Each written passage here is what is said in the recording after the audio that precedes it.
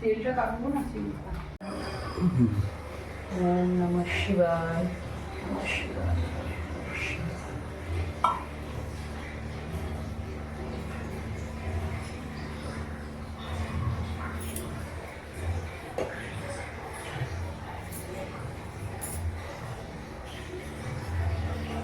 শুভ সকাল বন্ধুরা, আজকে হলো শিবরাত্রি পরের দিন। এখন তো চতুর্দশী ছেড়ে গেছে। আর সকালে আজকে আমরা পারণ দিই। পারণ মানে হচ্ছে অন্নটা বাবাকে দিয়ে তারপরে আমরা খাই, মানে বাবা গ্রহণ করার পরে আমরা সেই অন্নটা খাওয়াবো শুরু করি। তো আমি প্রত্যেক বছরই পারণ দিই। যখন একদমই পেরে উঠি না তখন একটু চিড়ে খই এগুলো দিই। তো এই বছর আজকে ভাবলাম একটু করে দিই বাবাকে। পারণ করি আমি মোটামুটি প্রতিবার, আগেবারেও করেছি। তো আজকে ছেলে স্কুলটা ছুটি আছে বলে যে বাড়িতে একটু অন্ন করলাম বাবার জন্য। এই যে সকালবেলা দেখো বাবাকে দর্শন করো। সকালবেলা বাবাকে আবার সুন্দর করে পরিষ্কার করে স্নান টান করিয়ে বাবাকে, আজকে আর দুধ দিইনি, বাবাকে আগুলো, গোলাপ জল, চন্দন, ঘি, মধু দিয়ে বাবাকে স্নান করিয়ে এই যে বাবার কাছে একটু চিড়ে, দই, চিনি এগুলো দিয়ে বাবাকে একটুখানি সকালে ভোগ লাগিয়েছি। আর একটু পরে আবার বাবাকে একটুখানি ফল প্রসাদ কেটে দেবো। আর আজকে একটু অন্ন করছি বাবার জন্য। আজকে কোনো খিচুড়ি, পোলাও এই ধরনের করছি না, গোবিন্দভোগ চালে অন্ন করছি। ওর মধ্যে সব রকম সবজি, মুগের ডাল, কাঁচা লঙ্কা, ঘি দিয়ে যেরকম অন্ন হয় অন্ন, 5 রকমের ভাজা আর চাটনি। তো দেখো আসো, এই যে এখন অন্নটা বসিয়ে দিয়েছি ঠাকুরের, বাবার অন্নটা বসিয়ে দিয়েছি। এই যে দেখো গোবিন্দভোগ চালের অন্ন বসিয়েছি, একটু বেশি করেই বসিয়েছি। আজকে আমরা সকলেই দুপুরবেলা এই প্রসাদটাই পাবো। তো এই যে দেখো গোবিন্দভোগ চালের অন্ন ভালো করে ধুয়ে ভিজিয়ে রেখেছিলাম, আর মুগের ডালটাও ধুয়ে রেখেছি।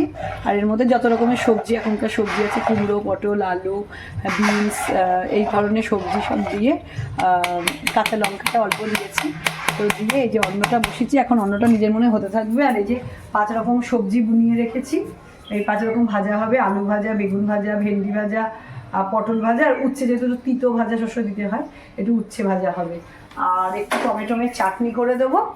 আর আমাদের গাছের গন্ধরাজ লেবু আছে, এই দিয়ে যে ঠাকুরকে একটু ফল দিয়ে আজকে ভোগ লাগাবো। তো আমরা ভোগটা রান্না করতে থাকি, ভোগটা উৎসব রান্না করে ঠাকুরের কাছে দিই, তারপর তোমাদেরকে অবশ্যই ভোগ দর্শন করাবো।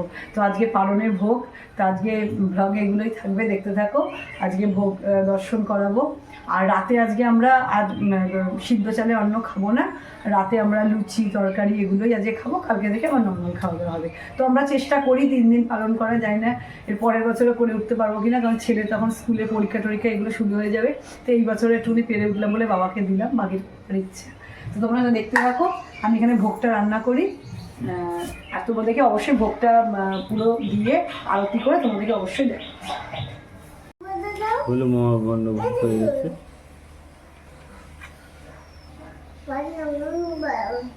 বেগুন বাড়া বলেছে 5 রকম, আলু বাড়া বলেছে 5 রকম, আলু ভেন্ডি বলেছে 5 রকম, পোলাও বলেছে।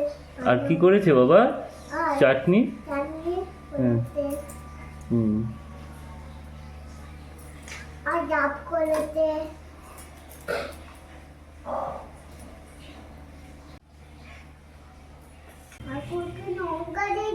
লঙ্কা খেতে পারে তো, তোমার মতো নাকি খেতে পারে?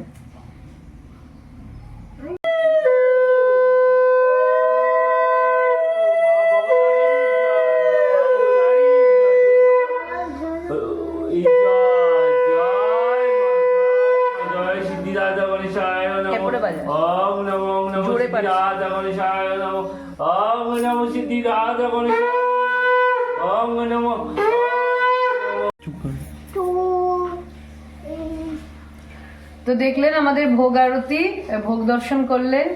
আমাদের আজকে পারণের পুজো কমপ্লিট হলো, আর ঠাকুরকে উৎসর্গ করলাম। এখন আমরা একটু পরে ভোগ নামিয়ে, হ্যাঁ এখন একটু পরে ভোগ নামিয়ে অভিব্রত খাবে, আর সবাইকে ভোগ দেবো। ভোগ টোগ দিয়ে আমরা লাস্টে খাবো।